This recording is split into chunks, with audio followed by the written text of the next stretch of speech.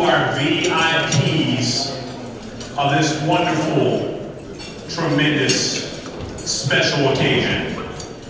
The outstanding honorees of this year's Dallas ISD Athletic Hall of Fame, their guests, and their families.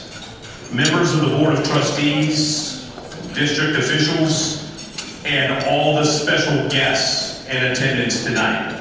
Welcome to the 2022-2023 induction ceremony of the Dallas Independent School District Athletic Hall of Fame. Tonight we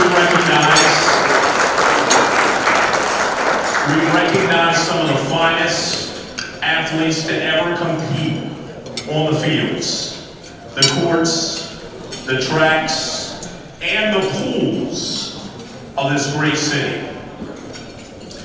I'm your master of ceremonies for the evening. Once again, my name is Keith Russell.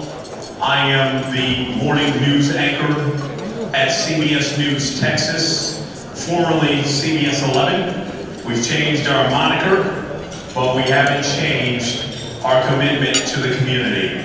So now we go by CBS News Texas. News anchor. That is something I'm still getting used to saying. A lifelong sports guy. I've always been a sports person, but it was last year in January when my management came to me and asked me if I would consider doing news. And I was like, I don't want to talk about it. I don't want to talk about that stuff. I don't want to talk about some of the serious stories. I don't want to talk about crime. I don't want to talk about politics. I don't want to talk about health. That's not what I do. I'm a sports person.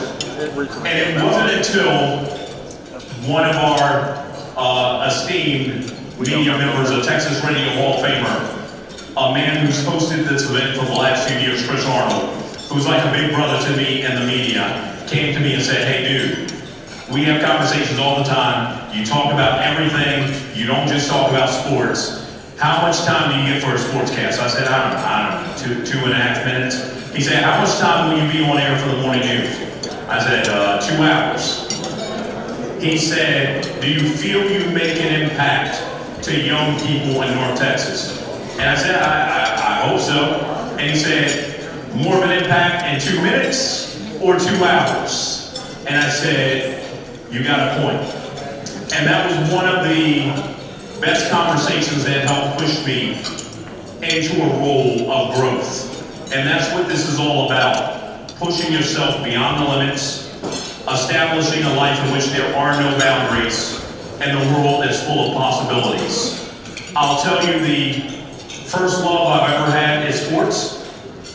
I come from the inner city. I knew I loved sports. Not just growing up as a kid. Yes, I wanted to be the next Spud Webb, but that was not in my cards. When I knew my love of sports was next level was around 10 years ago, and the station I worked at the time, they had a meeting and they said, "Listen, we're going to host the largest collegiate rowing event in the country." And I said, "All right, that's nice." And I didn't know what it had to do with me. And then they said, "We're going to have the analyst be a guy who won the gold medal for Team USA in Athens, Greece." And I said, "That's great too. Still don't know what it has to do with me." She turned to me, my boss did, and she said, "You're going to host." And I said, "You know what? I am the last person who wants to be stereotypical. But you said I'm going to host. I'm black and I don't swim." And it got quiet. It got uncomfortably quiet. And she said, "We're not asking you to swim. We're asking you to host the largest collegiate rowing event in the country. You're going to be in a nice boat. You're going to be following some of the other boats. You're going to get to practice. And for a month, I've followed behind the high school races, which are only shorter by a little bit in length to the college races. And by the time I got up in that broadcast booth, I I knew everything there was to know about rowing. And I felt like I was Bob Costas doing the Olympics. I say that to say, life is about possibilities. The other day, I interviewed a high school football coach here in North Texas. And it's a story that I can't wait to tell this coming week. And he said, God gives you two things at the beginning of each and every day. He gives you a choice, and he gives you a chance. And I thought about that.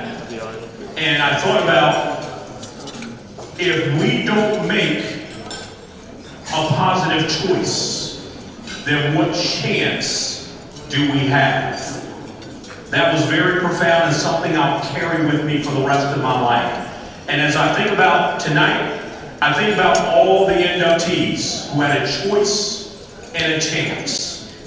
And the choice was to jump over every obstacle that came their way. And I know you know who I'm talking about when I use the word jump. The choice was to tackle every piece of adversity thrown at them.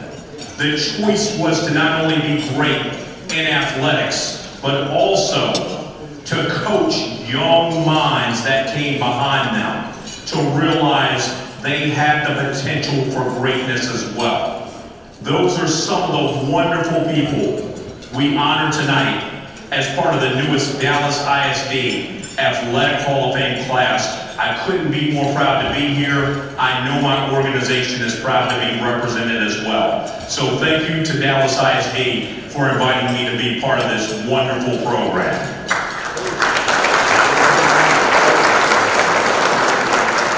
This evening, we honor decades of outstanding individuals who have distinguished themselves as scholars, amateur and professional athletes, business and community leaders, and all-around models of character, sportsmanship, and professionalism. Let's give our Hall of Fame honorees a tremendous round of applause.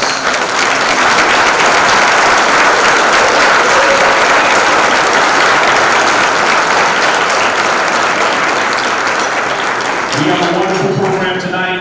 We're going to keep it moving because we have some great people to honor and we have some great speeches I'm sure they want to share. Tonight, we salute the 7 outstanding individuals and sports legends selected for the 2022-2023 class of the Dallas ISD Athletic Hall of Fame. Their talents, their gifts, their character fueled their exploits in high school, the pros, and wherever life has taken them. We're honored to celebrate these heroes, living and deceased. Audience, if you would please stand and give them a round of applause.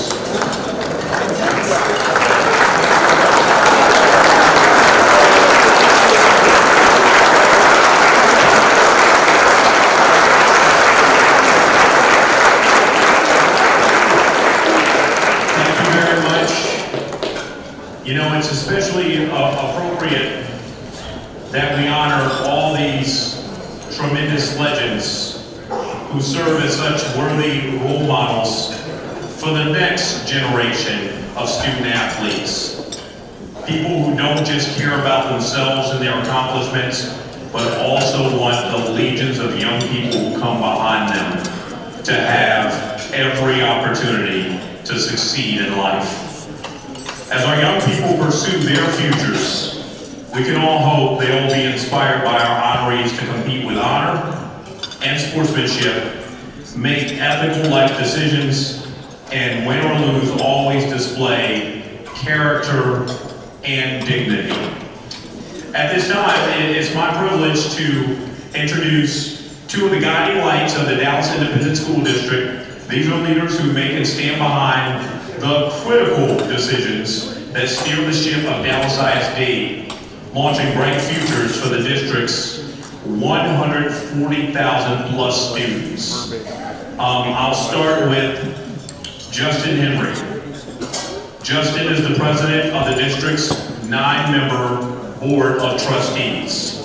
He and his colleagues serve countless hours without compensation, setting policy, listening to constituents, questioning and advising the district leadership on crucial and pertinent decisions. Trustee Henry will be followed by Superintendent of Schools, Dr. Stephanie Elsie, who with vision and devotion to duty guides the day-to-day operations of Dallas ISD, which happens to be the largest employer in Dallas County and the architect and protector of the city's future. We certainly thank both these public servants for supporting the creation of the Dallas ISD Athletic Hall of Fame and for joining us this evening to celebrate alongside our inductees. And now we welcome Justin Henry, who will be followed by Superintendent Dr. Stephanie Elsie.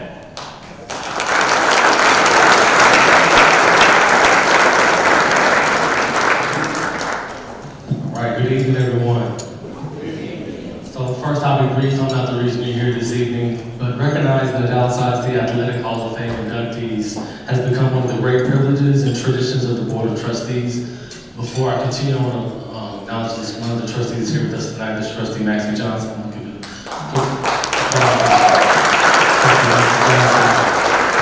Each member of the class of 2023 Athletic Hall of Fame has created a legacy that continues to shine a light on Dallas ISD athletic programs that have produced championship teams, but more importantly, built lifelong relationships.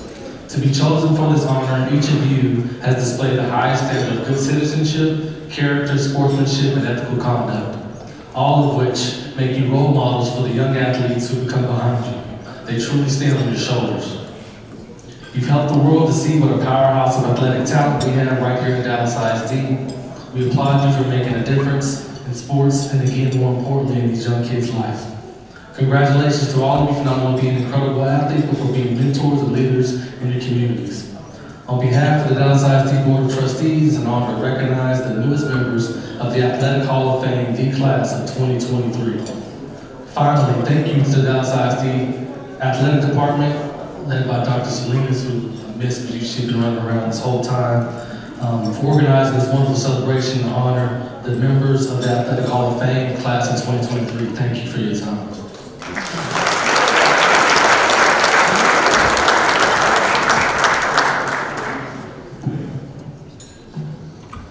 Good evening and welcome to the fifth annual Dallas ISD Athletic Hall of Fame dinner.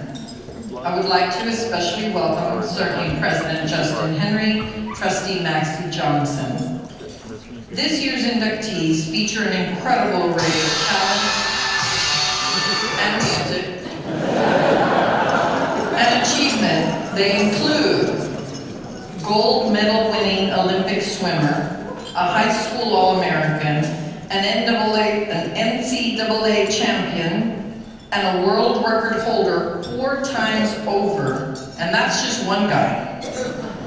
Tonight, we're going to be honoring some of the winningest coaches in the Texas history, trailblazing leaders, the MVP of the 1986 Cotton Bowl, and the winner of the 1986 NBA Slam Dunk Contest. We get to honor some truly, truly iconic athletes and coaches tonight. And we get to also induct Michael Hinojosa. Now, I need to clear up some misinformation about my predecessor and my friend. I think some of the things people have been saying are really unkind and untrue. It is not true that we are inducting him into the Athletic Hall of Fame on March 31st because it precedes April 1st. And people might not believe we were inducting him if we had held it tomorrow. He, as you all know, coached, and I hear he even lettered in baseball and, dare I say, basketball at Sunset High School. Way to go, Michael!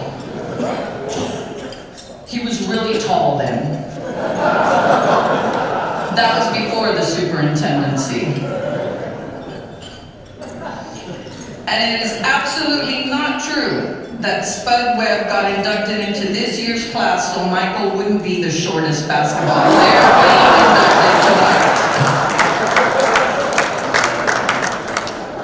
The truth is, Michael is being inducted because of his truly amazing, successful leadership of a district that now regularly produces state champions like South Oak Cliff and Kimball.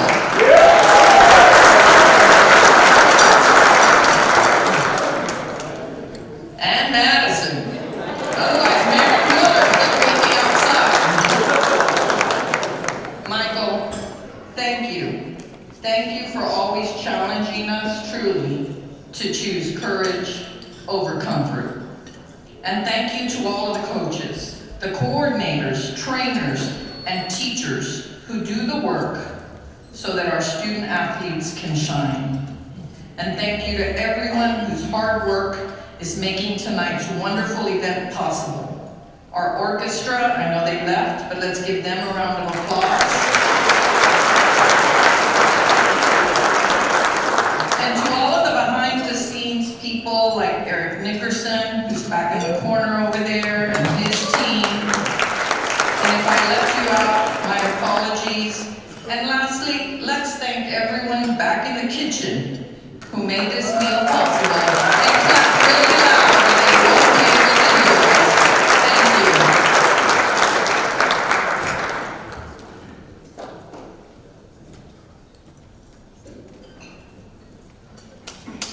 Our thank you to Trustee Henry and Dr. Elsie all day. And as I look around, I know Dr. Elsie all day shouted out, Madison and Kimball and South Oak Cliff. And I want to just briefly recognize Coach Jason Todd for back-to-back state football titles.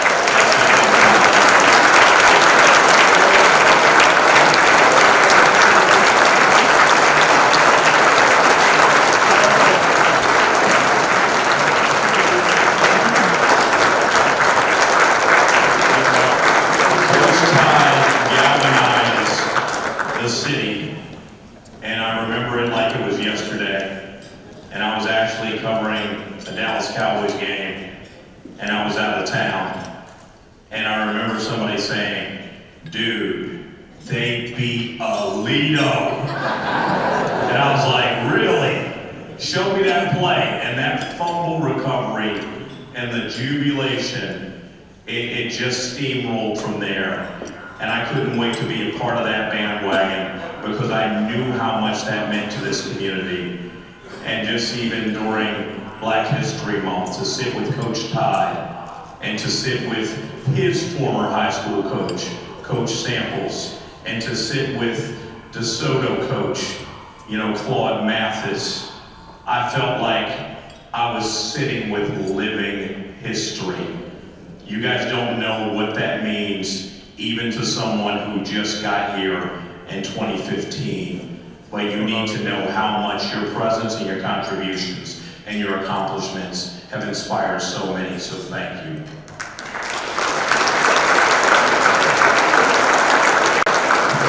Tonight, we're holding the induction ceremony in person for the first time in 3 years.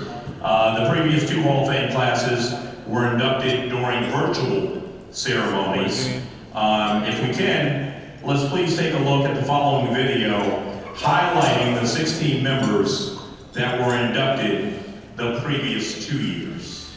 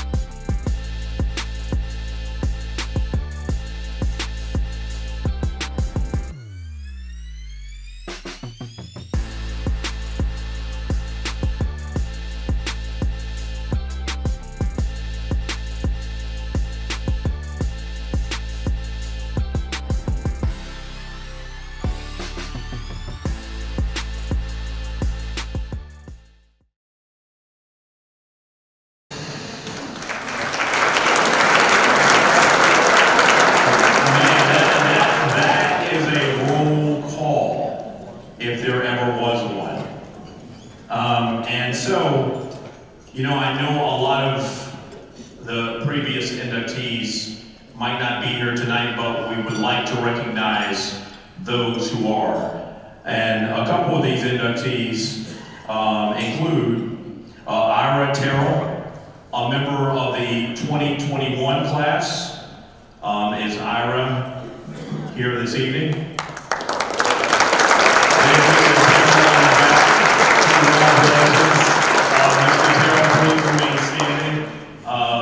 Ira played basketball at Roosevelt High School. Also here tonight are the brothers of Johnny Wayne Johnson, who was a member of the 2021-2022 class, Buddy Johnson and Jay Johnson. Their brother was a fantastic multi-sport athlete at Samuel High School. And if there are any other members of the Dallas ISD Athletic Hall of Fame in attendance tonight, previously honored, please stand so we can recognize you as well. Ira, you're in. You're in. Congratulations, Mr. Job well done. Now we move on to the moment we've all been waiting for. The exciting recognition of 7 sports legends selected for this year's Hall of Fame class. This is where I'm gonna, do some speed reading here. The Hall of Fame class includes an Olympic swimming gold medalist, a student athlete, teacher, coach, and superintendent at Dallas ISD, the winningest football coach at South Oak Cliff, the first female athletic coordinator in district history, a 2-time consensus All-Southwest Conference quarterback, the winningest African-American coach in UIL history, and the winner of the 1986 NBA Slam Dunk Contest. They've made so many wonderful contributions, and they have accomplished so many things that have paved the way for so many to come behind them. But we start tonight with Elsie Moreno. Elsie Moreno, a 1969 Kimball High School grad. Elsie was a pioneer in girls' athletics programs in Dallas ISD, spearheading the rise of girls' athletic teams for the district. She began her career as a physical education teacher at Lincoln High School, and she became the school's first girls' basketball and volleyball coach in 1973. She later coached girls' track and field, guiding the Tigers to the district title in 75 and 77. She moved to Bryan Adams High School, where she coached volleyball and soccer. Her Cougar volleyball teams won 3 district titles. Her soccer teams won 13 district titles from 1983 to 1995, with 3 teams reaching the regional finals. Elsie became the first female campus athletic director at Bryan Adams in 1992 and served as an assistant athletic director for Dallas ISD from 97 to 2004. Can you please take a look at the video screens to hear from Elsie Moreno?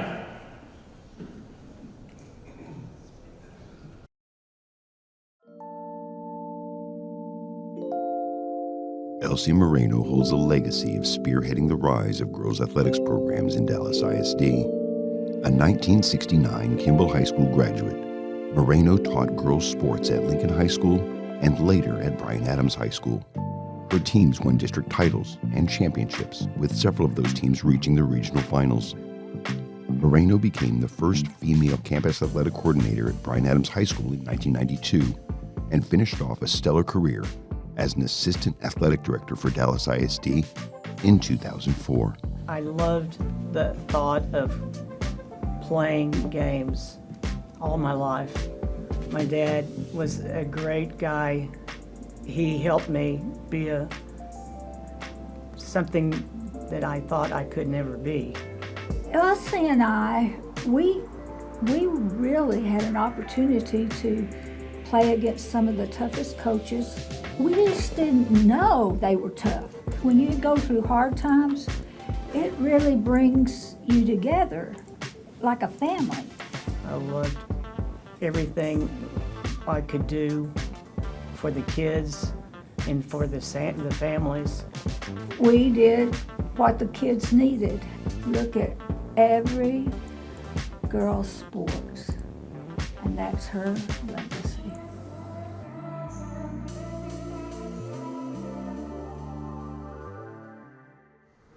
That was quite a video. you know, and obviously that was a and it's also when someone can do something to level the playing field. Obviously, we're also in the 50th anniversary of Title IX. So we've come such a far way when it comes to women's sports getting equal billing as their male counterparts. So I'm proud to even just cast eyes on Elsie tonight. Elsie is being escorted by former Dallas ISD colleague Dennis McAdams and her sister Belita Moreno. I believe Belita is going to say a few words, but first we would like to get Elsie and Dennis and Belita to pose for a picture with a wonderful crystal that Dr. Sylvia Salinas is going to present below the stage. And if I'm not mistaken, our trustee Henry and Dr. Elsie are going to be part of this photo. Yes, I believe they are.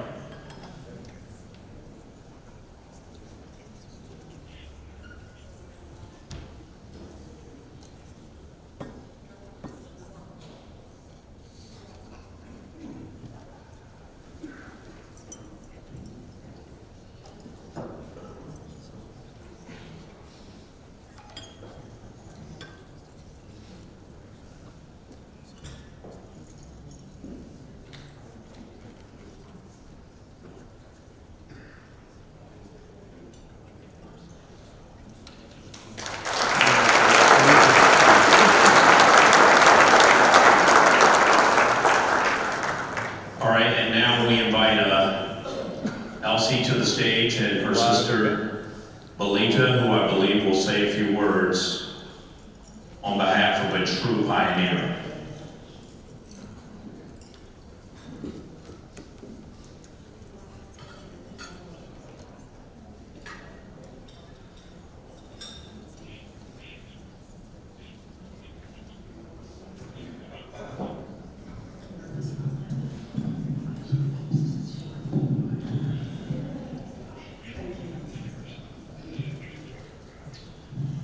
Wow, I am so proud and extremely honored to be here tonight with my sister, Elsie Moreno. You know, all our lives, Elsie has loved sports, from softball in our local parks and church teams in Oak Cliff, to soccer in the backyard with Daddy, to her PE classes at public school. After graduating from Justin F. Kimball High, Elsie went on to garner a higher education, first at North Texas State University, and then at East Texas State, where she earned a master's degree in education. That was in the early 70s. And as fate would have it, yes, Title IX had recently passed, and schools in Dallas were looking for women coaches.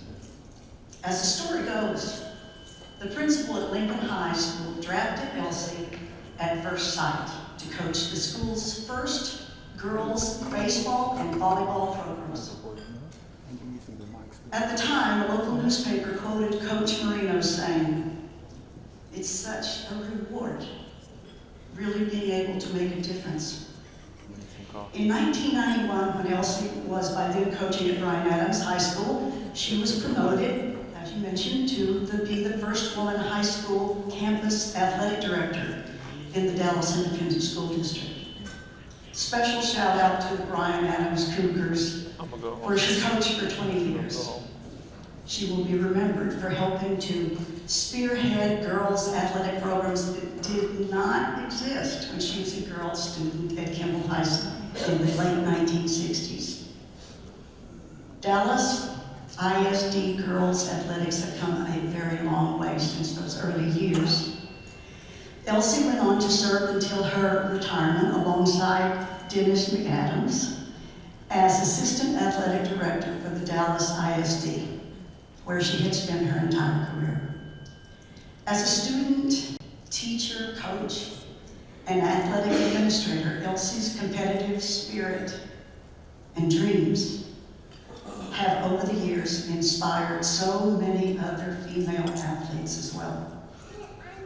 From Coach Moreno, her wife, Joan Houghton, and her close friends and family, we are so thankful to the Dallas ISD. And so very proud to be here tonight. It is truly the fulfillment of dreams of a little girl from Oak Cliff. Thank you very much.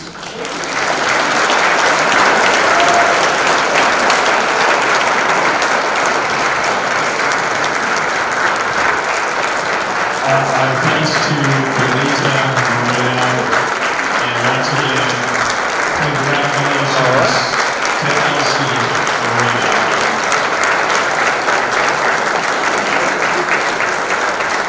That's a moment to savor, as Elsie is now part of the newest class of the Dallas ISD Athletic Hall of Fame. Next, we honor Jerry Heidenreich, a 1968 grad of Hillcrest. He excelled in the swimming pool and was a two-time state champion and high school All-American. Jerry attended SMU and was named an All-American all 4 years. He won 18 individual Southwest Conference titles before winning an NCAA title and the 200 freestyle in 1972. Jerry qualified for the U.S. Olympic team at the Games in Munich. Took home 2 gold medals, 1 silver, 1 bronze. He broke 5 Olympic records and won 4 world records in Munich. Jerry was inducted into the Texas Sports Hall of Fame in 1987 and the International Swimming Hall of Fame in 1992. Please take a look at your video screens so you can learn just a little bit more about Jerry Heidenreich.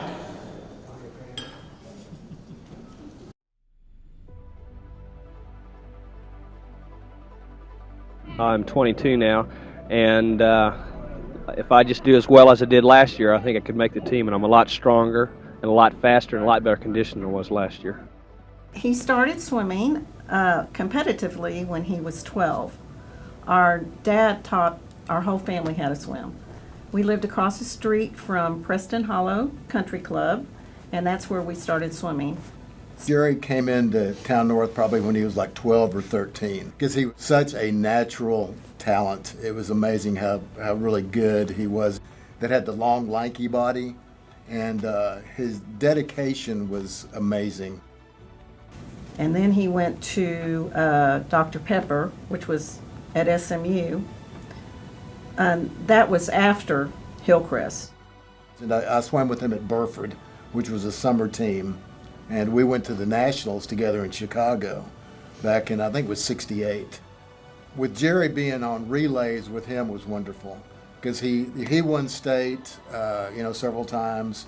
And we had some really state-ranked relays that were great. I remember him racing against Mark Spitz, and if Spitz hadn't been there, he would have been the hot shot. He was second to him in his 100 free and 100 fly, and then they were on the relays together that broke world records. How do you feel about Coach Barr? Well, he's probably the greatest coach, in my opinion, in the world, and he's had a great influence on me personally. I called him and I said, hey, my son is having a really hard time with starts and turns. He goes, bring him over. And I never will forget Jerry. He worked with him so much. He did about 3 or 4 different workouts, and he was such a great teacher. And that's the one thing I really remember and admire about Jerry was how he took his time to really work with my son and help him out. He had a sarcastic wit, and his just the things he did, he could do like little one-on-one skits with himself. Oh, I think it's great. I mean, it's a pride with me too, going to Hillcrest all those years, and to see him getting in there, it's great. Love it. Love to see it. Congratulations to Jerry, and obviously we all know Michael Phelps, but now I can go home a little more educated tonight and say I just saw highlights of one of the best swimmers of all time. Will we please have the entire Heidenreich family? I know you guys have have a large party, but we'd like you to come before the stage so you can accept this crystal on his behalf. Speaking on behalf of the Heidenreich family, Jerry's sister Chrissy is married to her husband Chris. Chris would love to say a few words. Thank you and good evening. On behalf of the Heidenreich family, we want you to know how much we appreciate Jerry being honored and recognized and being inducted into the ISD Hall of Fame. Jerry's first real successes in swimming did take place when he was in high school at Hillcrest. While at Hillcrest, he led the team to 3 straight city championships and at one point held every school record except the breaststroke. And at that time, there were 10 individual events, so he held 9 school records. He received 13 all-state certificates in 7 different events in an era in which they only gave top 6 awards every event except the breaststroke. He won 3 individual high school state titles and was named the outstanding swimmer of the meet at the state high school championship his senior year. He was a high school All-American 6 times, 5 of those being in different events. And in his senior year, he ranked among the top 22 nationally in 5 events. The summer of graduation from Hillcrest, Jerry swam in the 1968 Olympic trials. He missed the team by a 10th of a second. But he finished 4th, which at that time probably ranked him amongst the top 8 in the world. So high school swimming was extremely successful for Jerry and was the catalyst to even greater things for him at SMU and beyond. Jerry went on to SMU where he won 12 Southwest individual titles in 7 different events. He was named an NCAA All-American in 21 individual and relay events.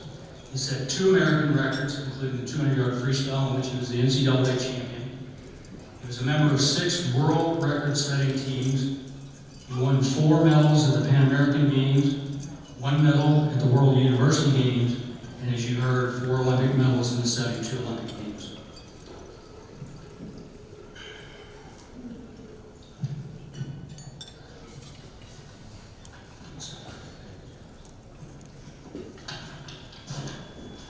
Following the games in '72, Jerry wanted to spread his passion and his knowledge of swimming to others.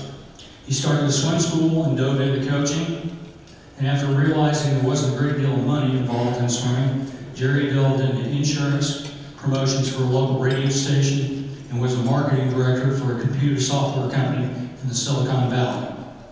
But the passion for swimming brought him back to the sport as a master's coach, high school swim coach, and as an instructor when he resurrected the Aquatic Academy.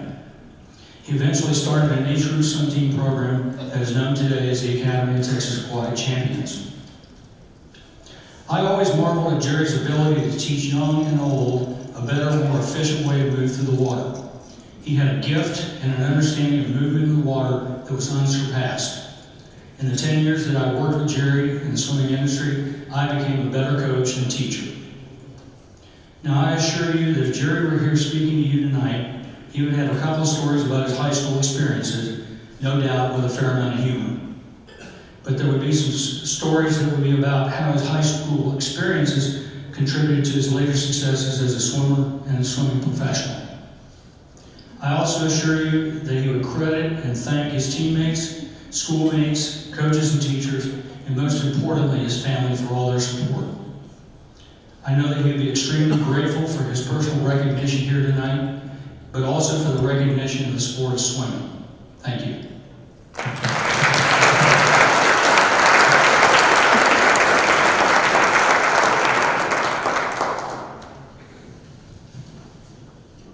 Congratulations to Chris and congratulations to the Heidenreich family. Just like hearing what Chris had to say, not only was he a master in the pool, but he was also a master in the business world as well. Our next inductee, I'm looking at him. Needs no introduction. Dr. Michael Hinojosa. Retired in 2022 after a 13-year tenure as superintendent of schools for Dallas ISD. Dr. Hinojosa enters the district's Athletic Hall of Fame for his contributions as a student athlete, coach, and administrator. He played baseball and basketball at Sunset High School before graduating in 1975. He began his career as a teacher and coach at W.H. Adamson High School, where he coached a variety of sports, including basketball. Dr. Hinojosa served 2 terms as superintendent for Dallas ISD, from 2005 to 2011, and again from 2015 to 2022. Under his leadership, the district experienced significant academic improvement and was recognized for its innovative policies and programs. He led the historic passage of the largest bond in Texas history, which continues to bring significant improvements to district facilities. Please take a look at your video screens for this message about Dr. Hinojosa. Sports was always my go-to. I had this one saying, it's not what happens to you, it's how you respond. That if I didn't have all those lessons about grit and resilience and tenacity that sports taught me. I grew up in Dallas, and I was a student in Dallas, and I was a teacher in Dallas, and I was a ball player in Dallas, and so Dallas was just in my DNA. You know, I was the youngest head basketball coach in Dallas history, and my first year to coach, we won 5 and lost 22. I thought I was going to be the youngest coach to be fired, but we turned it around. We started off poorly. We were 5-5, and then I caught one of my players drinking a beer on campus, and I had to remove the best player. And what that taught me was he was a cancer. He was not a team player. And I realized that the rest of the kids didn't like him. From that point on, we won 20 of our next 24 ball games. Hillcrest won the state championship in 1987, and we were the last team to beat them before they went on to win one of these state championships.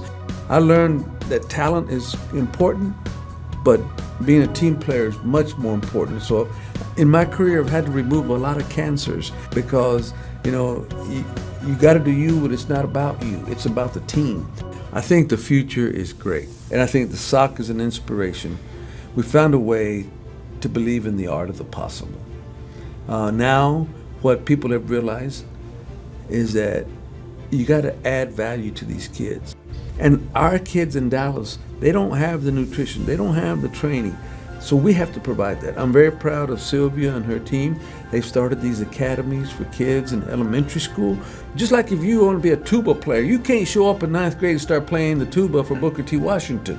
It takes all of these skill sets. Getting in this Hall of Fame is probably my biggest honor. I've gotten a lot of recognition, but this one means more to me. I didn't think I'd be considered because I wasn't a great athlete. I was a decent player. I wasn't a great coach, I was a decent coach. But I think because then I was a referee, and then because I helped marshal resources, and then just to see the renaissance, and just to see the comeback, and just to see now all of our schools are getting competitive, and then to get in, and now I'm going to get my own jacket that I'm actually going to earn, it's really exciting for me.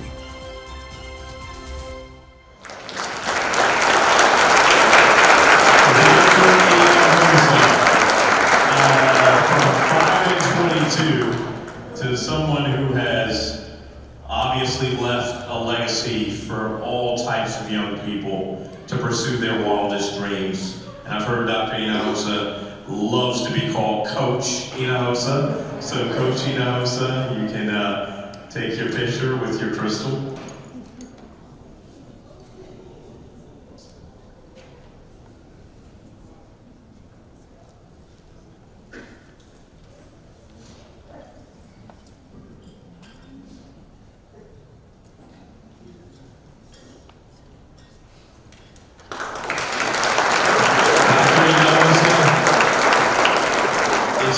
Stage, and I just got to say, as I hand the mic to Dr. Hinojosa, his passion, I never knew how passionate he was about sports, and I said on a wing and a prayer, South Oak Cliff is making a run.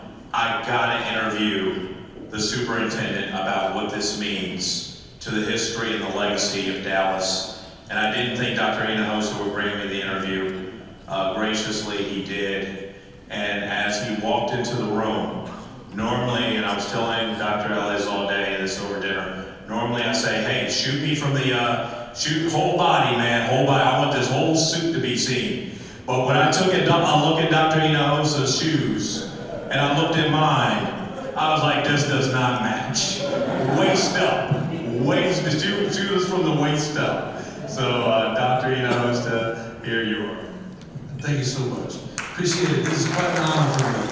I know that some of you don't recognize me because I look a lot taller on TV, but maybe this is all you get, you know. This has been, you know, when I first became superintendent, I was 6'5".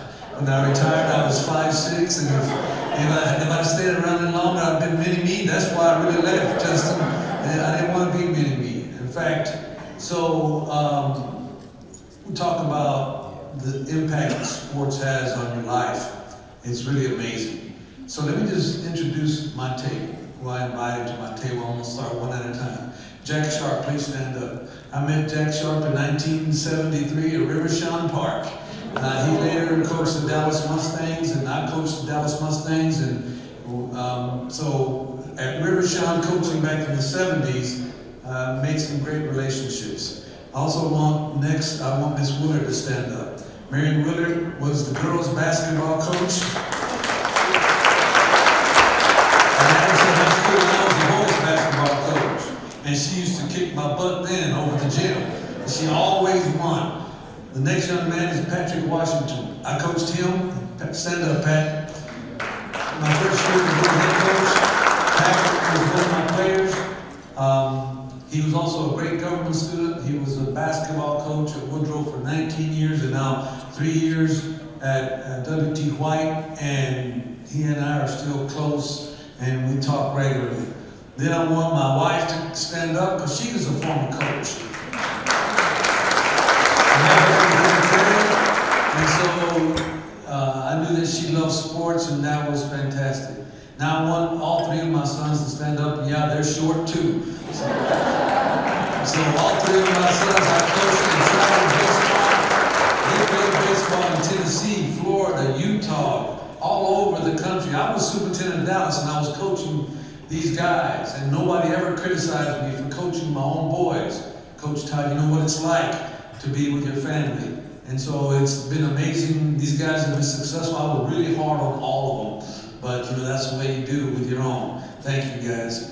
And then I have the one who inspired me, who took us to the Dallas Chaparral's ball games, and he's my brother. Joel, if you'll please stand. He's even shorter than me.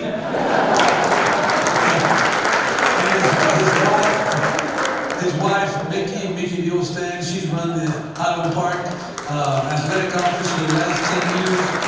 So this is the kind of people who made me. It's all about sports. It's all about team. It's all about team. And so I remember when I was a freshman coach at Adamson, I walked to a coach's meeting, and I walked across, and there was a coach from Madison who was also a freshman coach, and he kind of walked like this. My coach, Coach Sample, we coached against each other. He used to beat my brains out, and I still forgave him. And we were very tight. He would always kind of, you know, this coaching fraternity kind of helps you keep up with each other. So you saw the video. I had a pretty good career as a coach. I wanted to be a coach forever. And then someone convinced me to apply for an assistant principal's job at Bowd Story, because now they had some Latino kids, and they wanted someone who could speak Spanish at Story. I couldn't even get an interview. I had to leave Dallas.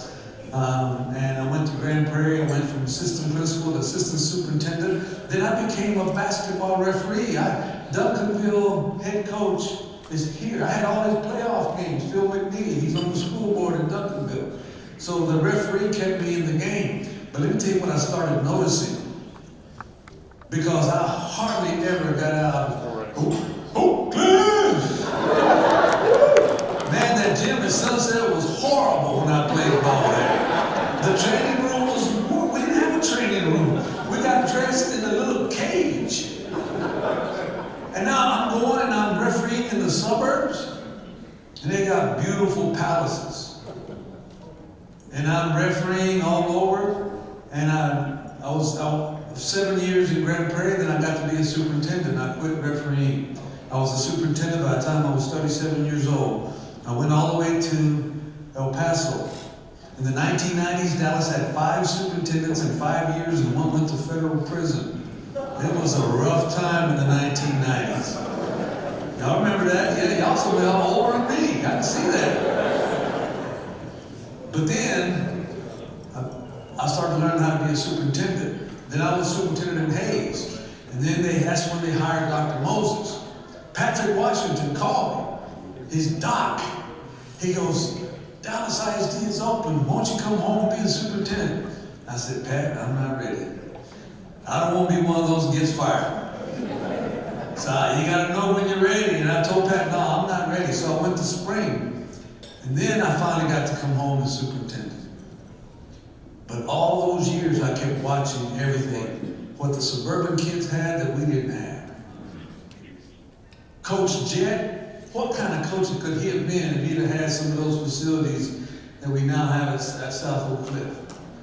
It's just, and to me it was hurtful that being from the hood, you didn't have the nice things, Coach Mays, and all my coaching buddies for all these years. So that's why when we came back, it wasn't just the $4.3 billion bond that passed last time. There were 2 other bonds over $1 billion, 1.3 and 1.5 billion. I'm on the most wanted poster for the Tea Party because I passed all the population in the history of the world because I'm just trying to take care of the poor kids. So, I'll finish with 3 things. Past. Always be proud of your past. Never apologize for who you are and where you come from. Everybody in this room has been successful, and you need to own it, and you need to be proud of it. I'm proud to be an immigrant. I'm proud to be from Oak Cliff.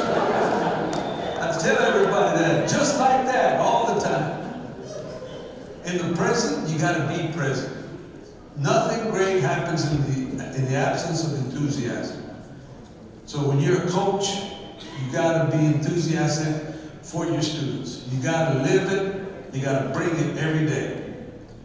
And I enjoyed my job, Joyce Foreman, to the very last day I worked. For 27 years, I was accountable for everything. Now, I'm not accountable for anything, baby. So I'm having fun. I'm living the dream. And I'm enthusiastic about it. The future, though. Always look to the future with hope and aspiration. And now, we're building gyms and communities. Okay, everybody just thinks that basketball only happens south of I-30. Last year, I went to a basketball game at Hillcrest. Standing room only, White and Hillcrest playing. Now that we have gyms by our high schools at Carter, at South Oak Cliff, the sock gym is phenomenal. You know you arrived when Highland Park girls and Red Oak girls want to play a playoff game at South Oak Cliff. And the weight rooms. So now we have the resources to make things work that we never have, that I never had as a player or as a coach. We have high expectations. Let me tell you this. Don't be fooled by people who just fire and brimstone, high expectations. High expectations without resources is cruelty. Okay, let me say, I expect that everybody in this room can do 50 push-ups. If I told everybody just drop 50 push-ups, some of y'all gonna get to 5, some of y'all get to 10, and then But if I say, look, give me a year with the right weight training and the right nutrition, I bet you everybody in this room can do 50 push-ups. But that's what we got now. We have the resources, the camps, the weight rooms, and now we have a fighting chance to be successful. So I'll finish with that. That's my story, and I'm sticking to it, baby.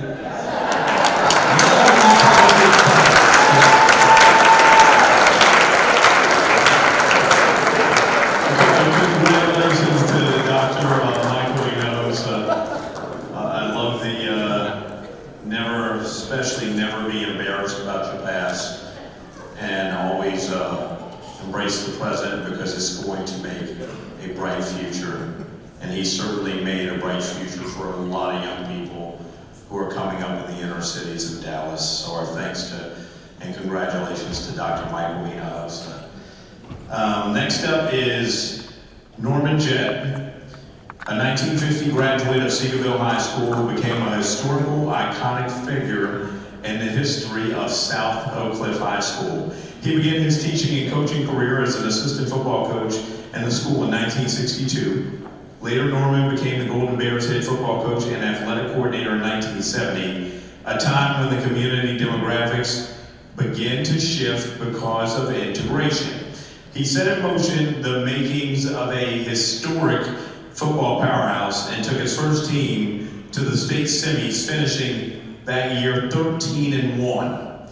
During his 12-year tenure as head coach, Coach Jet led the Golden Bears to 3 district titles and had a reputation of being tough, talented, and dominating. More than 200 of his student athletes played in college, and 23 played at the pro level. He finished his career as the school's all-time winningest coach with a record of 103 wins, 29 losses, and 5 ties. Let's learn more about legendary coach Norman Jet. He was so motivated and loved those kids. I think he just did what it took to make them successful. I mean, he grew up in a in a poor home and had to struggle to get things for himself. I mean, they lived in a 1-bedroom house and there was 3 of them. And I think he took a lot of that and saw that in his team to where he was helping them kind of get past their struggles. He saw a group of kids that were hungry for working hard, and he just loved that they wanted to work hard. And I think that just sort of snowballed into him being, making the team great like they were. Norman Jet was an assistant coach at South Oak Cliff in the 60s and didn't become the head coach until 1970. That team in 1970 advanced all the way to the state semifinals. It was crazy at the house. Of course, we were all excited for them, and they had all worked so hard, and it was just a great memory. They fell short that year, but it was still just something just to be treasured. It was amazing. He went on to coach the Wranglers for 1 year. I believe Mel Renfro was the one that formed the team, and they asked him to coach after his tenure at SOC. And he enjoyed it. He got his 200th win there, and in the end, he lived in East Texas. He had moved down there and built homes on Cedar Creek Lake and was a successful construction worker. Daddy was really proud of the 29 or so players he put into the NFL, the over hundreds of people getting scholarships and things. So he was just a proud guy. He's the reason why I became a coach and a teacher. He had a huge impact on my life.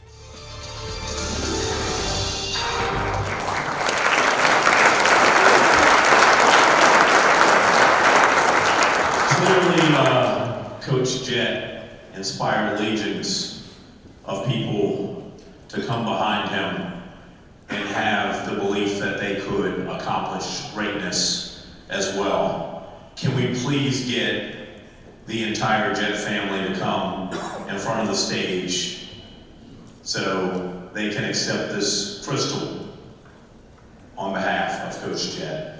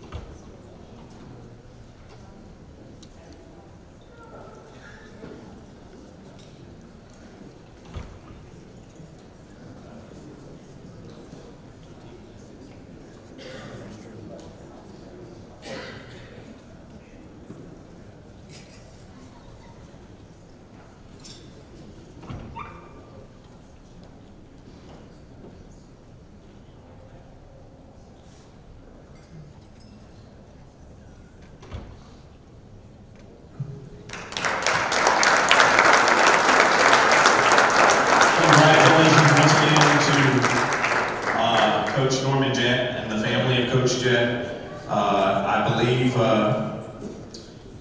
Coach Jet's daughter, Diana, will offer some remarks on behalf of the family. Thank you very much. My sister Tony and I, we really are appreciative of this honor to receive for our dad. It's well deserved, as I'm sure most of you know. He passed away in 2003, but we know that he's watching us tonight and is feeling so honored, and I know he wished he could be here to receive it himself. We want to thank the committee for selecting him for this honor, this well-deserved honor. I'd like to thank also James Mays for actually starting the Norman momentum back in November of 2021. He had Norman Jet Day. But we appreciate that. I want to thank all my family over here that was just up with us tonight for making the travels up here to celebrate our father, Tony and I's tonight. It's hard to follow Dr. Hinojosa. I mean, he's very entertaining up there. But as he said, my dad loved the kids that he coached. He worked hard. He didn't have a lot of resources back then. He made a lot of things himself, the weight equipment, the things that the kids needed to be successful, and he loved that. So his tenure at SOC was just the most proud that he could have ever been for those kids. He loved them. Again, I thank you for having us tonight, and we appreciate that. Thank you very much.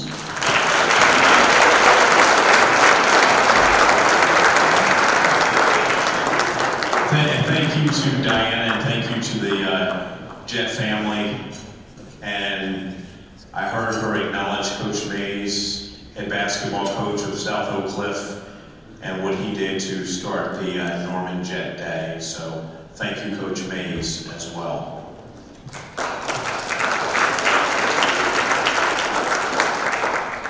Our next inductee is Kevin Murray, a 1982 graduate of North Dallas High School, where he played as quarterback and center fielder for the Bulldogs.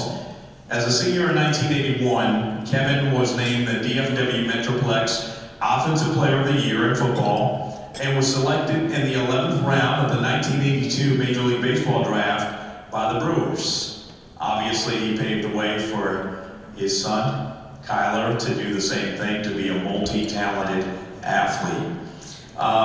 Kevin, as a freshman at Texas A&M, was named the Southwest Conference Newcomer of the Year and earned second-team All-Conference honors, a two-time All-Southwest Conference quarterback.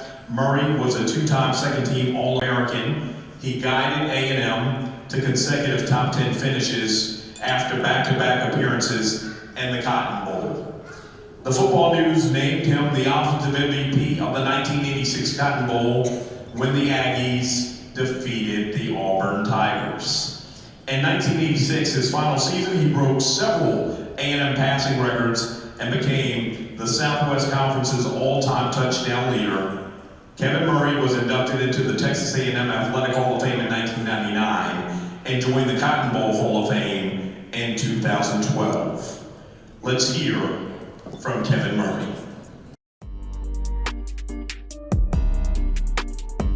I can remember just playing in the street, as a little kid, and whatever season it was, whether it was football or basketball or baseball, just out in the street doing it. What middle school, elementary and middle school did you attend? I went to Arlington Park Elementary School, which is still there, I believe, and Thomas J. Russ. Ultimately, a busing was in effect then, and I decided to cross town and go to North Dallas. Well, I played with, a great bunch of guys and some really, really outstanding coaches and men, and certainly had an influence on my life. So that took you to Texas A&M, and you played right away, right, as a freshman? It wasn't long, before Coach Sherrill gave me the ball. And a lot of great experiences on the field there, and remain good friends with Coach Sherrill and some of the other guys today. That's what it's about. Like I said, ultimately we're all collectively we had one common goal, and that was to win and turn the tide, and we did. You played in 2 Cotton Bowls. You're in the Cotton Bowl Athletic Hall of Fame, the Texas A&M Hall of Fame. What do you remember most about the college days? Winning championships at A&M, turning a program that hadn't been to the Cotton Bowl in 18 years around, and going and winning the Cotton Bowl, having the opportunity to be selected into not only the Cotton Bowl Hall of Fame, but A&M's Hall of Fame as well. That in itself is quite an achievement.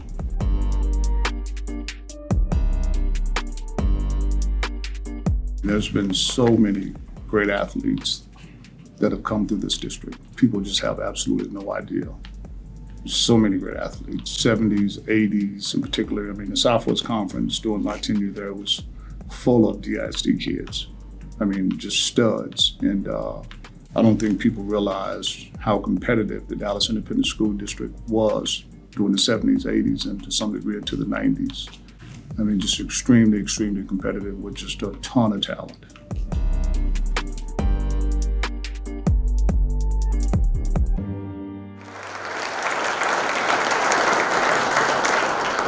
Congratulations to Kevin Murray. Our regrets, Kevin is, traveling this week, unable to be with us tonight. And while he offers his apologies for not being able to be here, he asked that I reiterate how honored he is and how much of a blessing it is to be selected for the Dallas ISD Athletic Hall of Fame. Kevin says he is a fan of Dallas ISD yesterday, today, and forever, and ranks his inclusion in the Dallas ISD Hall of Fame right up there with his selection into the Cotton Bowl Hall of Fame. Once again, a round of applause for Kevin.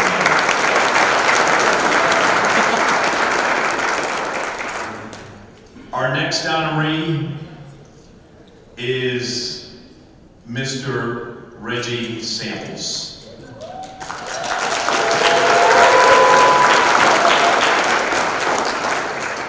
A 1973 graduate of South Oak Cliff High School, Samples is the winningest African-American coach in Texas UIL history.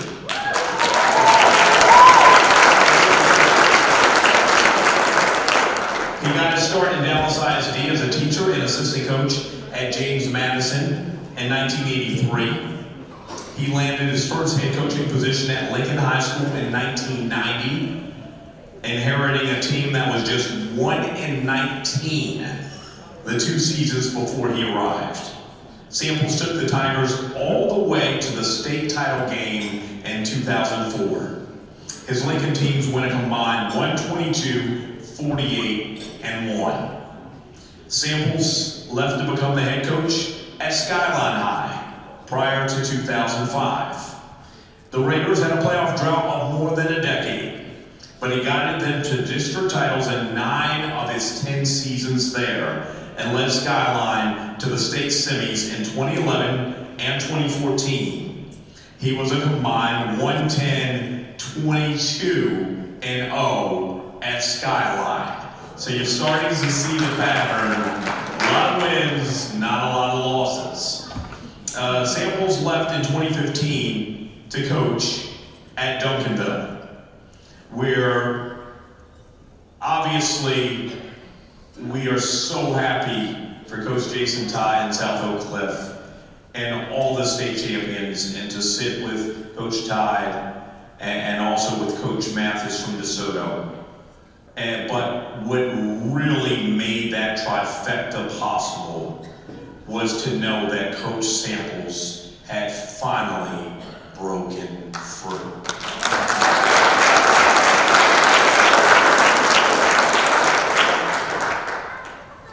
To inspire so many people to leave such a legacy and to finally be able to say, yes, he's the all-time winningest African-American coach, but as Coach Samples often reminded me, he doesn't want to just be compared to his African-American counterparts. He is one of the best coaches in UIL history.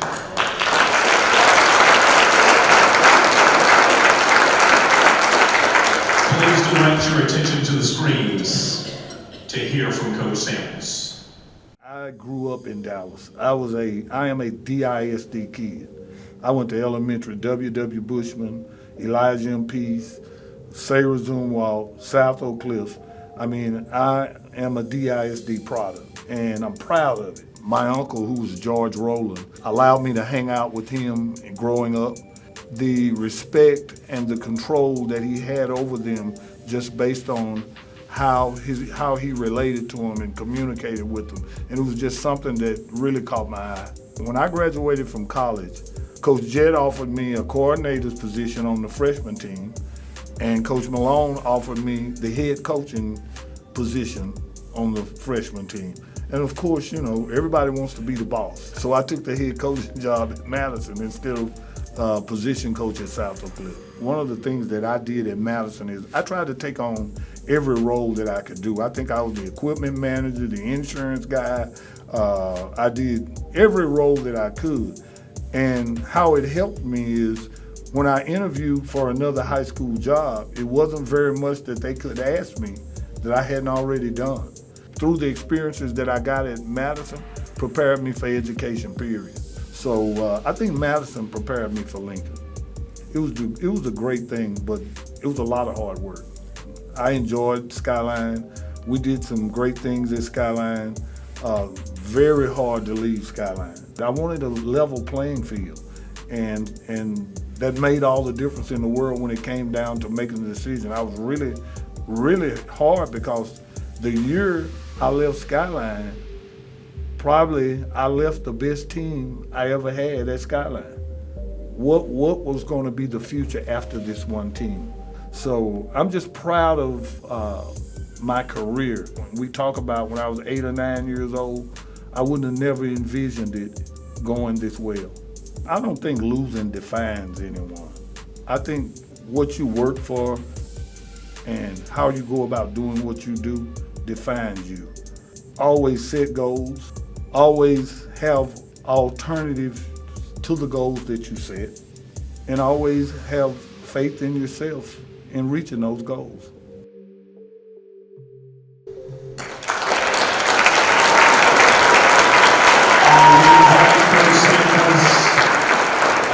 To the front of the podium to accept his crystal.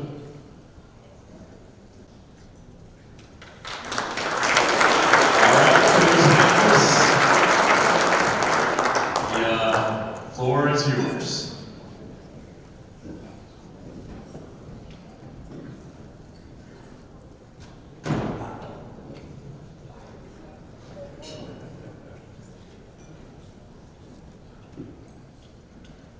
First of all, I like to give God all the glory for allowing me to be here today. I have to say that. And, I always say this, I don't know where this saying comes from. I hear people say that God takes care of babies and fools, so you know which category I fit in.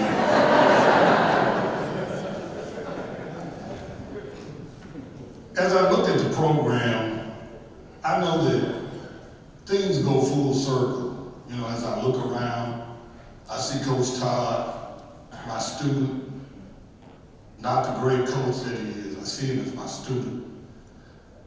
I look at the program. I worked under Elsie. She was my athletic director downtown. As I go down the program, I see Mr. Hinojosa, Coach Hinojosa.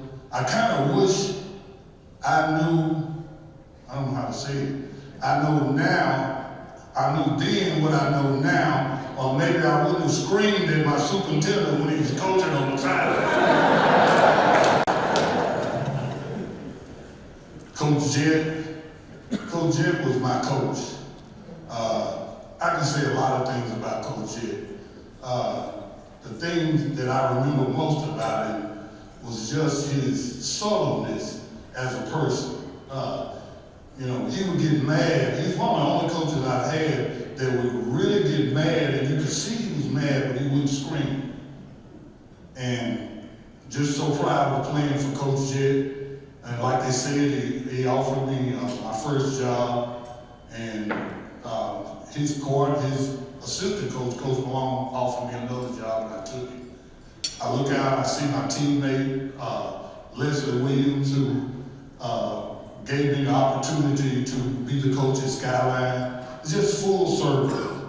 I see, I can't say Mr. Webb, all I know is Spud, because I was a great fan of his as a coach, and I just marveled at the fact that he was well, I'm changing what I said. He was not a tall player, but the talent that he possessed as a basketball player and how he went about doing the things that he did. So I'm just so proud of how things go full circle. I'm also proud of the fact that I am a product of DISD.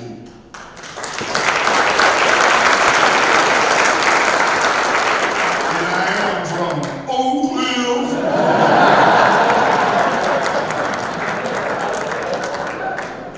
So, but anyway, I'd like to first recognize, support is everything. And I just like to recognize my family, my immediate family, my professional family, my table full of my Duncanville family here that's here. Please stand and recognize them. My secretary, my president of the school board, my communication director, Mr. Clyde.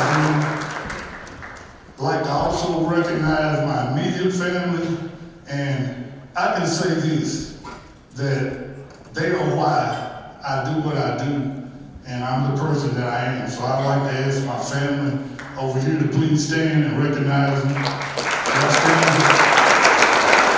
My brother, my three brothers, my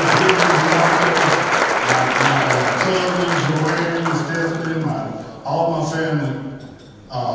Just so proud of them. They've been there with me through thick and thin, through hard times. And I know sometimes I get called a lot of good names, and I've been called some bad ones. We all have. But I want to recognize one person who probably should get the name of Coach of the Year, the GOAT, my offense and defensive coordinator, but she's also my partner and my friend, and she's always there with me, and that's my wife, Julie Stanley.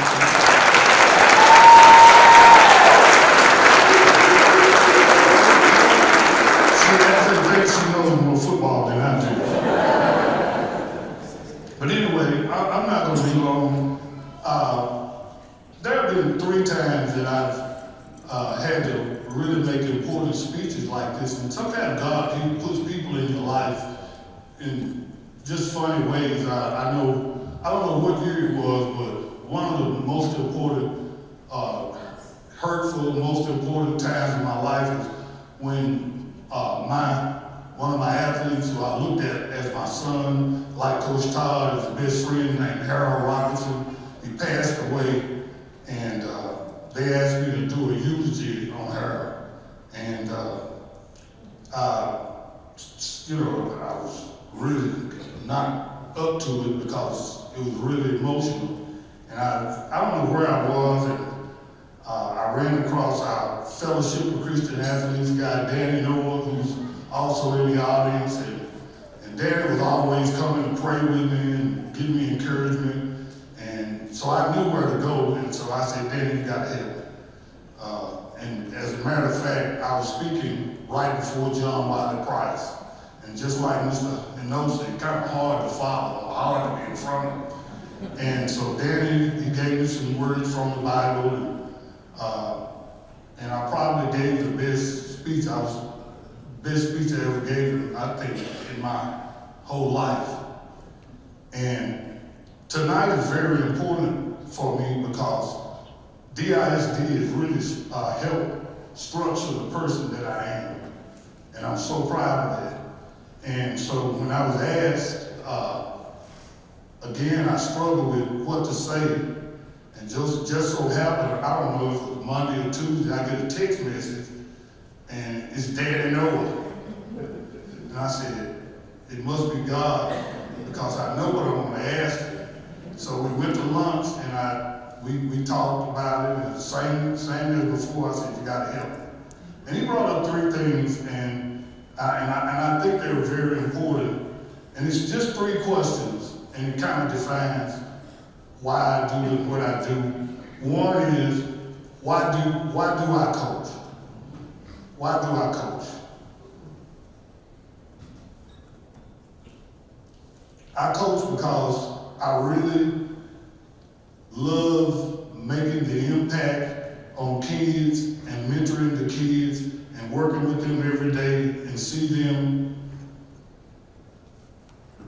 advance to successful citizen and young men. I'm just so proud as I look around and I see, and I watch the picture and I saw myself standing over MT Taiski, who was my quarterback at Skyline High, at Lincoln High School, and now he's the athletic coordinator, athletic administrator downtown. And if I was in DISD, he'd be my boss. And I look also around and I see Marcus Gates, who was a football player back in, I want to say, and now he's the head coach at Madison High School. And I'm just so proud of him, and I'm proud of the impact that I think I had on those young men. The second question is,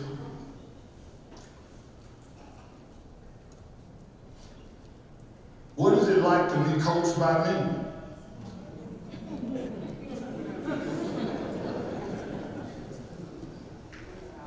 I think if you're coached by me, it's like having a daddy at school.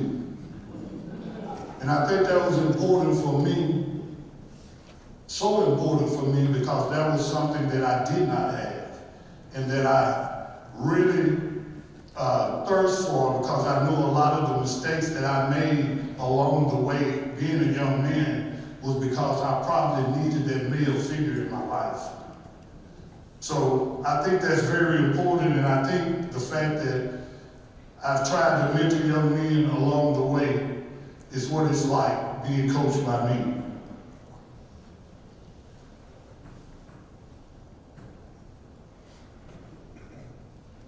And then the last question is, would I play for me? And when I think about that, absolutely. Because just a few things about the fact that I know about myself as a coach is that I'm going to be fair, I'm going to be firm and emphasize discipline, and I'm going to try my very best to teach young people some lessons that they need to learn as they go on in life. And I think that's very important. So I'd like to end by just thanking the members of the committee or whoever that gave me this opportunity, because it means so much to me. And this will be a night I'll never forget. That's why I can bring up why this speech is so important. So I'd like to thank you guys for honoring me, and I'm just so proud to be here. Thank you very much.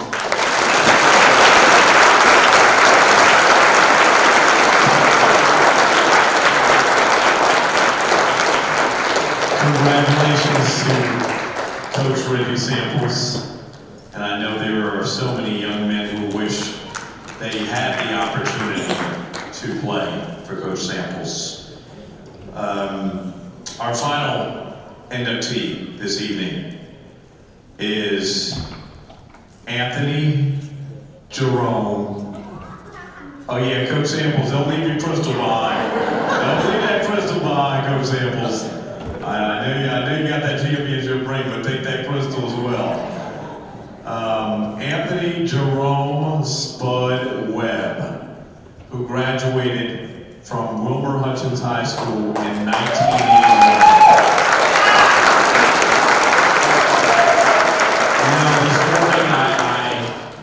Spud was nice enough to come on and he did a live Zoom. And I said, Spud, I see it everywhere. And I'm like, 5'6", 5'7", 5'7", 5'6", 5'6", 5'7". But it's listed different ways in different places. He said 5'7". So I'm going to say Spud Webb stands at 5'7". But every step of his basketball journey, he had to overcome doubt. I mean, obviously, whenever I'm sure you walk onto the court and you're probably the smallest young man on the court, you have to prove yourself before you can even lace up your sneakers. But that's exactly what he did. And 85, Spud Webb took his game to the collegiate level. He also played for legendary coach Jim Valvano at North Carolina State. Spud was selected in the 4th round of the NBA draft by the Detroit Pistons. It wasn't all good for Spud. He was released by the Pistons, but invited to try out with the Atlanta Hawks. And I remember those Hawks teams. I remember the Spuds, and the Dominique Wilkins, and the John Battles, and the Doc Rivers. I remember those were some tough teams. And so, but as great as Spud was at handling the ball, and he would have knocked down that open jump shot, he was tenacious on defense. No one in the history of basketball had ever seen someone that size jump that high and make it look so effortless. I mean, you wanted him to do it off 1 foot, 2 feet, backwards, frontwards, sideways, bounce it off the backboard. I remember those dunk contests like it was yesterday. It inspired me.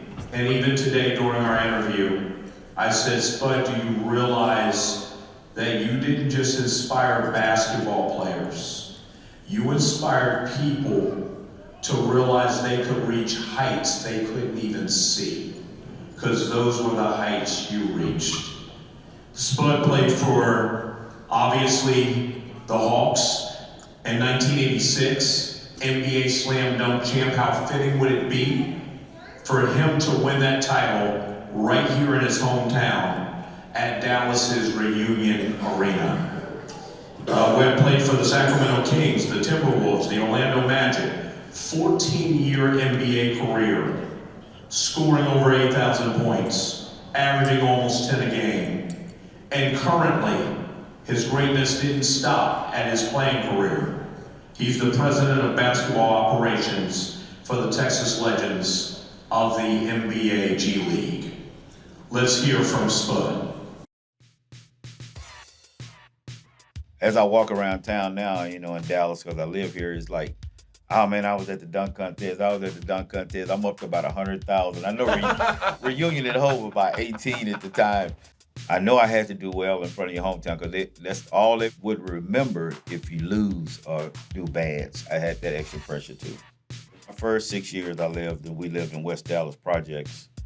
And then like my first grade, we moved to Oak Cliff, the Holland Hills area. Jerry Stone was at Midland Junior College. He asked me to come to Midland. While at Midland, we won the National Junior College Championship, where I scored like 36 points in the final game. Ended up in NC State and playing 2 years, starting. Got the opportunity to drafted by Detroit, but never went to camp there, and was released. And then I signed with Atlanta. Ended up playing 12 years in the NBA, but I played 7 years in Atlanta and 4 in Sacramento. I had never seen a regular season NBA game before. So the first game that I played in for the Atlanta Hawks, I started in, scored 18 points and 10 assists in the first NBA game, regular season game that I ever seen. We was in mid-season. I'm still, trying to get a hold of being in the NBA, of playing, learning everything about it. And Stan Kasten, which was the general manager at the time, he said, he asked me, it was like 2 or 3 days before the dunk contest, he's like, they want you in a dunk contest.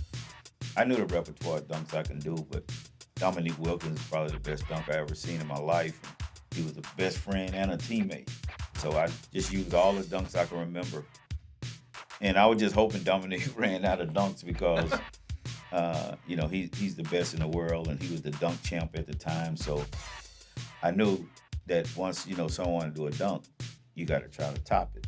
And I tried to do something that nobody was doing at the time, and that was throwing the ball in the air and going and catch it and dunk it. I was only doing that really because I couldn't palm the ball. So everybody started doing it after then, but I think I was probably the first guy who was throwing the ball in the air and going and catch it and dunk it. Doc Rivers told me I'd never let that down winning a dunk contest. He wasn't joking, man. It's everywhere you go. It's a lot of hard work, going, playing sports, and your community recognize you, your school, to retire your jersey is one of the best honors you can take, man. It's just heartwarming, man, and humble that you can get that opportunity because not many guys get the jersey retired.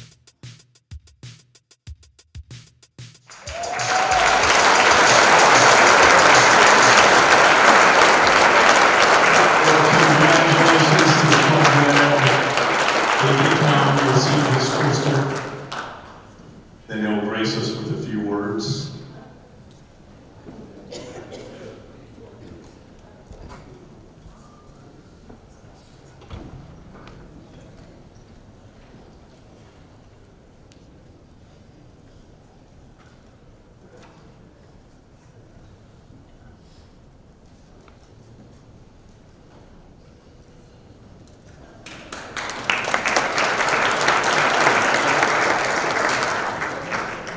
It's time to hear from Dallas native and former NBA slam dunk champ, living legend, Spud Webb.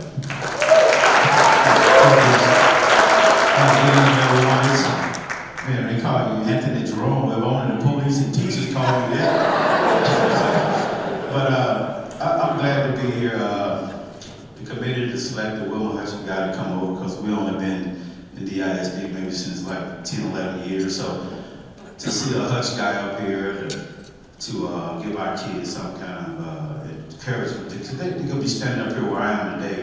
Because by the grace of God, I'm up here because I got my side never supposed to play in the NBA, let alone win a slam dunk contest. So I'm very blessed to be here, and I appreciate it. Like Coach said, it means a lot. I'm glad Coach won because, boy, it's tough going around the world trying to say that Texas and Dallas had the best teams, and we had won a championship and then soccer won it. So I got all kind of bragging rights when I travel around my NBA buddies. But glad that I gotta thank a lot of people because God put a lot of people in my life because we didn't have the internet, no social media, no coaches, scouting lists, and you had your family, which I had my mom and dad. My dad passed 2 years ago, and you can tell that he was a great athlete because every time somebody come in and tell him my son play, he jumps on the counter or something, just show me that he's way better than me. He also told me he stole a home way before Jackie Robinson did, so. But my mom, she's still alive, but she's too sick to come here, so she's the patriot of our family to keep everybody together. And my family is over here that, as you see, we travel the well family, travel big, boy. I drag them everywhere too, every place I played, even overseas. But my oldest sister, Janice, and her husband, Bobby, my sister, Renee, and her husband, Billy, they have their own church where I go to church, Highmark. And Renee taught at DISD 24 years, and Wilma Hutchins 6 years. So I was always going up. They never asked me to come up there and speak. Yeah, can you ask Dominique and Michael Jordan to come up? But my other sister, Stephanie, she's our Dennis Rodman of the team. She regulated everything. Nobody else. Then my oldest brother, he worked at Kimball for 24 years now. He's a director together. So I saw all the Kimball games, and I felt almost like I went there because my daughter is over there, and her mother went to Kimball. So what they tell y'all. And my grandson over there, he already think he in the NBA, but he can't dribble. I tell him he can't dribble with his left hand, but yeah. No, I appreciate everything, like the hard work of, going to play at Webb Hutchin. It was rough because, like I said in the film, we moved from West Dallas Projects over to Hollow Hill. That's a lateral movement. That ain't moving up. So I'm still apologizing for asking my mom for tennis shoes. I'm like, man, we broke. What am I doing asking her tennis shoes? But I tried to make it up by buying our house when I went to the NBA. But I just want to say, playing in the NBA is something that you wish every kid could get the opportunity to do. But like I said, it takes hard work. At my size, I went to junior college because I didn't get a scholarship. Scored every point you can score at Webb Hutchin. Win district, go to by district, you score a bunch of points, but I guess it wasn't my guy my size playing in college. So this guy came along, Jerry Stone, and he like, you want to go to Midland? I'm like, yeah, I don't have a scholarship. So I ended up at Midland for 2 years, and we won the National Junior College Championship.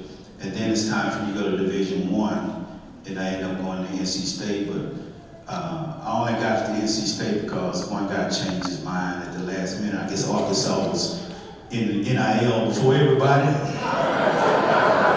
So I ended up in NC State, and after NC State, we were one game from the Final Four to Elite Eight.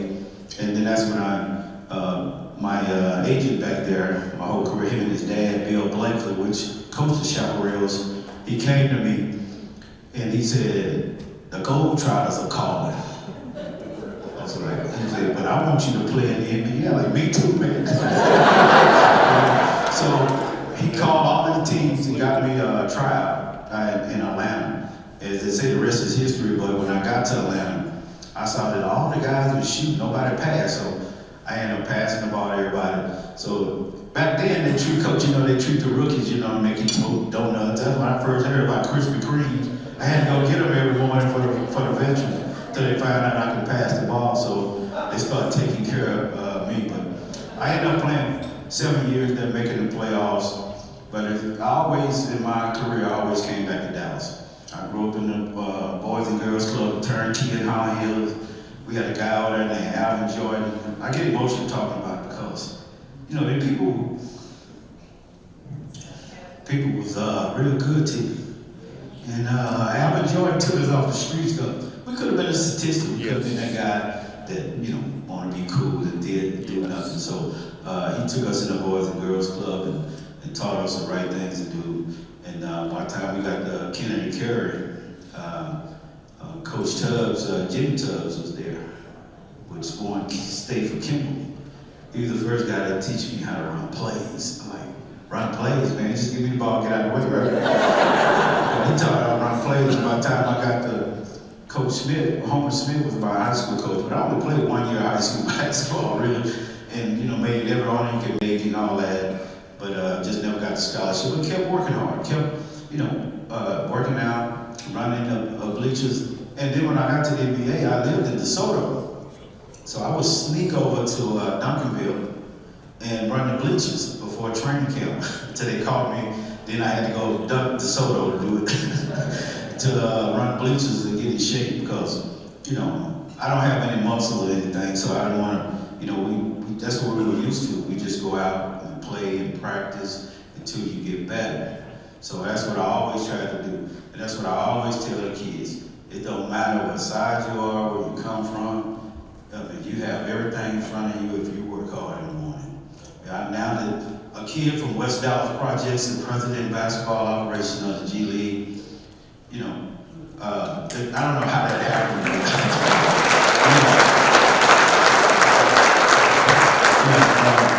I'm keeping on our team now, so hopefully I'll be still there.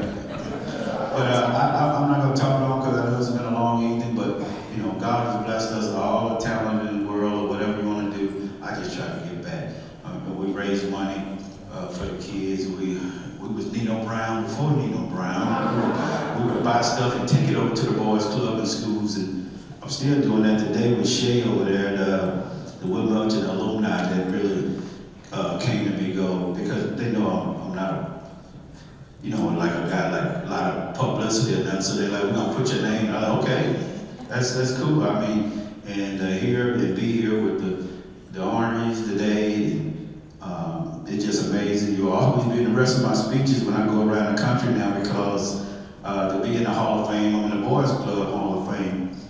Jerry's retired at Hutch and Midland Junior College, but working on NC State to do something. But you know, the NBA Hall of Fame probably won't make it. But I played so hard. I didn't know what load management. Coach, speaking of load management now, I don't understand the young guys take nights off. I felt bad, and I still feel bad sometimes that I took a game off my rookie year. We had 82 games. I played 81. I still have nightmares about that. No, some kid might have been there that probably spent a lot of money that didn't get to see you play. But every year I try to play every game. I played 12 years, played a lot of some years overseas in Italy too. But you know, God has blessed me to still be here helping the kids at Texas Legends, where we have a bunch of interns and coaches and guys trying to keep their career alive. And that's what I do now, to do that with Mark Cuban on our team in Frisco. But I just want to say thank to all the people that came out tonight. Will Hudson will always be in my heart. There's, you know, my dad, before he died, he was still over there. He would leave. So I had to go over there every day.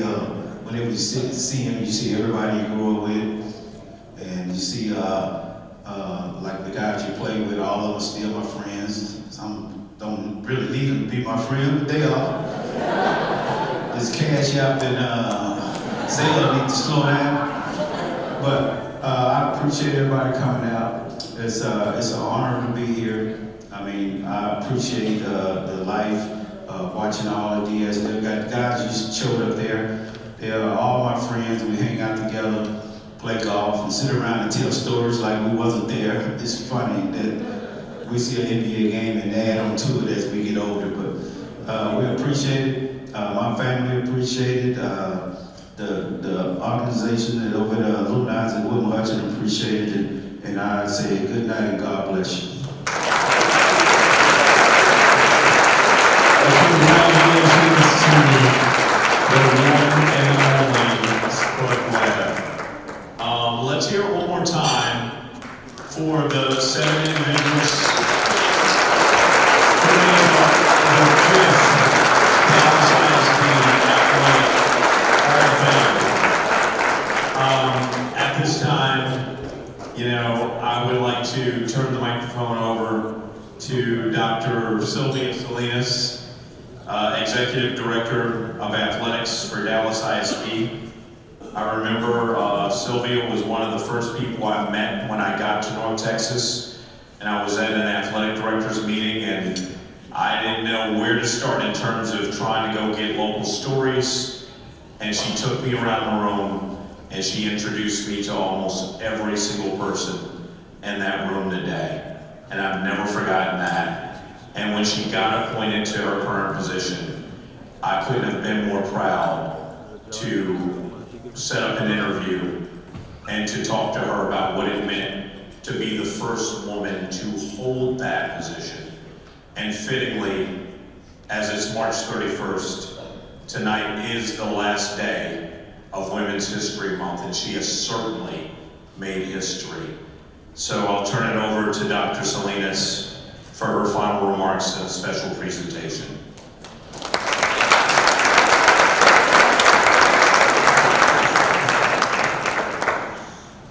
Wow, thank you, Keith. We appreciate you seamlessly navigating through tonight's festivities. What a night. Congratulations again to the 7 honorees. Keith, you made this night special for everyone, and we want to thank you so much for being here tonight to celebrate with us. At this time, I would like to invite Sue Dupree to the podium. Is Miss Dupree here?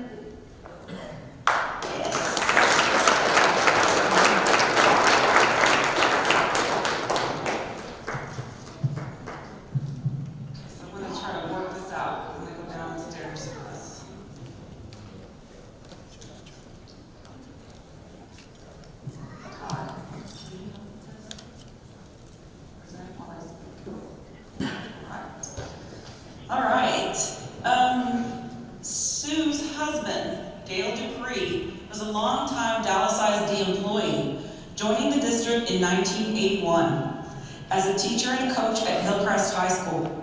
He held several other positions during his 30 years of service to Dallas ISD, including assistant principal, and then as executive director of the Office of Student Discipline. But tonight, we want to recognize Gail's work with the Dallas ISD Athletic Hall of Fame. Gail served as chairman of the selection committee, helping select the first 4 classes enshrined into our Hall of Fame before he passed this year. I want to bring that plaque. Tonight we're going to present a plaque to Ms. Sue Dupree and his family. It says, Dallas ISD Athletics would like to recognize Gail Dupree for his years of service as chairman of the Dallas ISD Athletic Hall of Fame Selection Committee from 2017 to 2021.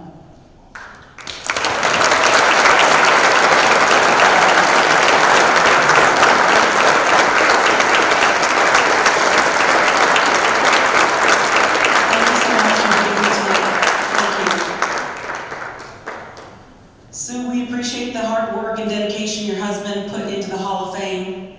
Thank you so much to you and your family for spending the special night with us.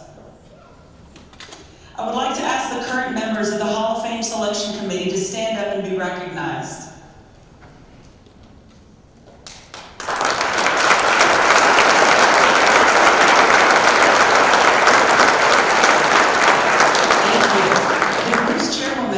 Is Sherry West Christian. Tonight, she is joined by Elena Bates, Tom Betts, Lou Blackburn, Art Serda, and Renee Martinez. Thank you for your valuable service and thorough efforts to protect the integrity of the selection process. I would like to offer a few additional thank yous before we adjourn. Thank you to our Board of Trustees for your unwavering support for Dallas ISD Athletics. Thank you to the Superintendent of Schools, Dr. Stephanie Elizalde, for believing in and supporting our students and coaches to keep Dallas ISD competitive, not only in the North Texas region, but across the entire state. Also, we appreciate the support and attendance of the district's executive leadership team. Thank you to our Central Athletics staff for their tireless efforts to make this a first-class event. We also want to thank Eric Nickerson, Daryl Pryor, April Minjades, and Carmen Alvarado Vasquez, and the entire DSTV crew for their support of this event, as well as the district's Communications Services Department. Finally, on behalf of the Department of Athletics, I would like to congratulate the 7 members of the 2022-2023 class of the Dallas ISD Athletic Hall of Fame. Thank you for your contributions and the impact you've made on our district. You are an inspiration to our students, coaches, staff, and community. We are extremely proud that the Dallas ISD was a part of your journey and invite you back to our athletics events and campuses so that you can continue to inspire our current students, coaches, and staff. We are grateful we can celebrate with you in person tonight. You and your families deserve to be honored, and we couldn't be more proud of you. Congratulations.